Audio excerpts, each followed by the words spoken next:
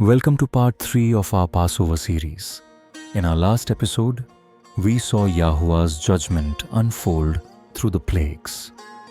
Now, we come to a night like no other, the first Passover.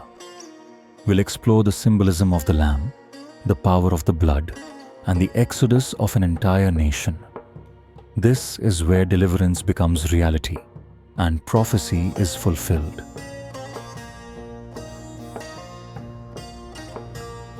Exodus chapter 12,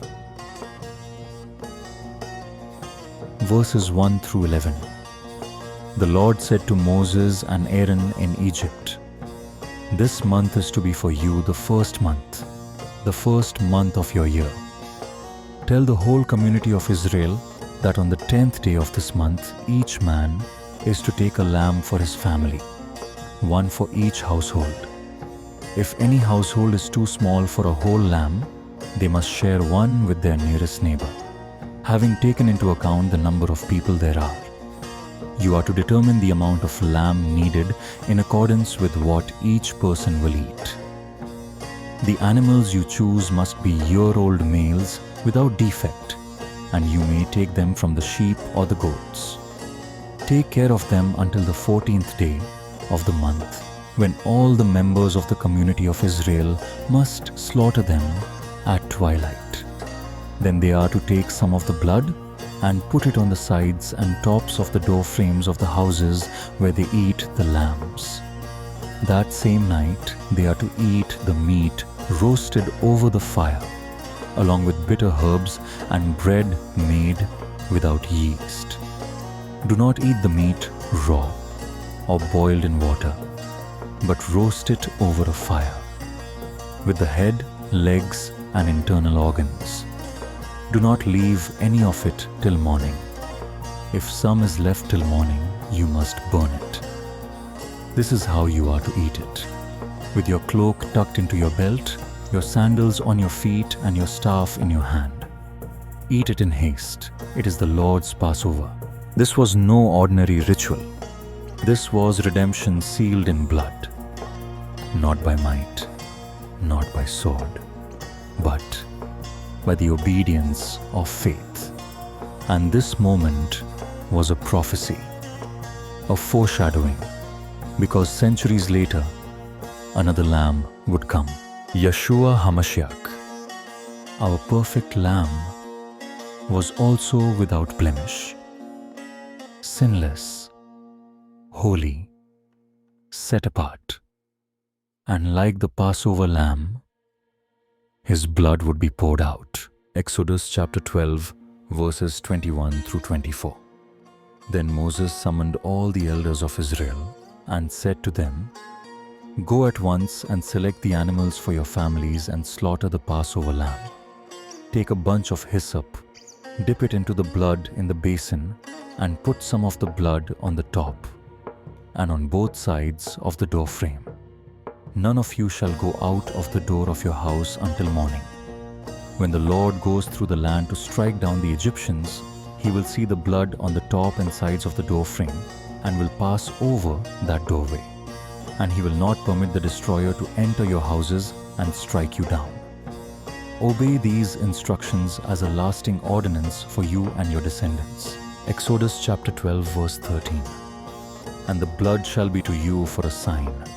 And when I see the blood, I will pass over you, and the plague shall not be upon you to destroy you. The plague is death, the consequences of our sin, but his sacrifice became our salvation.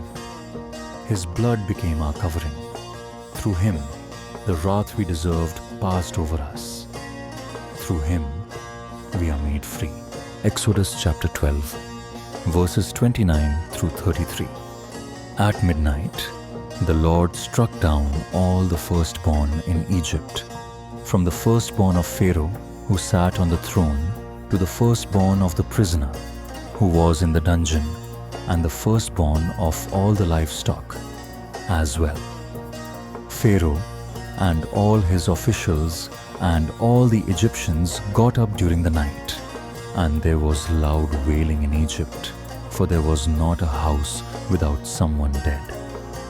During the night, Pharaoh summoned Moses and Aaron and said, "Up, leave my people, you and the Israelites. Go, worship the Lord as you have requested. Take your flocks and herds as you have said, and go, and also bless me." The Egyptians urged the people to hurry and leave the country. For otherwise, they said, we will all die. Exodus chapter 12 verses 34 through 40. So the people took their dough before the yeast was added and carried it on their shoulders in kneading troughs wrapped in clothing. The Israelites did as Moses instructed and asked the Egyptians for articles of silver and gold and for clothing. The Lord had made the Egyptians favorably disposed toward the people, and they gave them what they asked for. So they plundered the Egyptians. The Israelites journeyed from Ramesses to Sukkoth. There were about 600,000 men on foot, besides women and children. Many other people went up with them, and also large droves of livestock, both flocks and herds. With the dough the Israelites had brought from Egypt, they baked loaves of unleavened bread.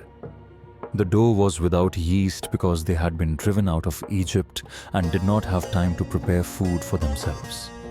Now, the length of time the Israelite people lived in Egypt was 430 years.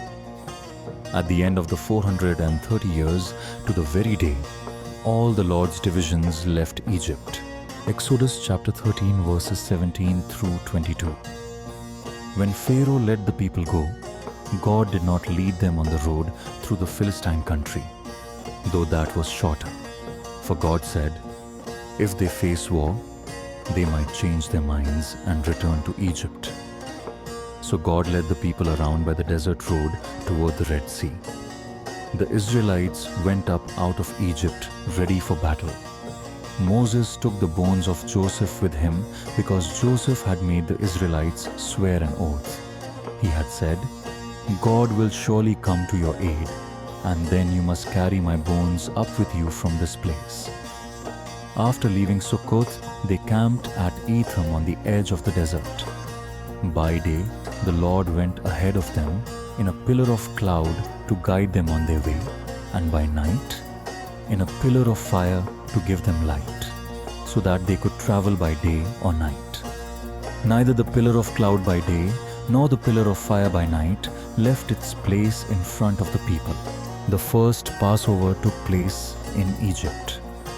The purpose of this lasting ordinance was so that the blood of the Lamb could shield Israel from death. Now, their brutal enslavement has finally come to an end. Yahuah had come to their aid just as Joseph had prophesied. With Pharaoh defeated, they begin their exodus out of Egypt and journey toward freedom, towards the promised land. But the story doesn't end there. Ahead lies a sea that must part and a faith that must be tested. In the final episode, we'll follow Israel through the Red Sea and explore the lasting significance of Passover. Don't miss part 4.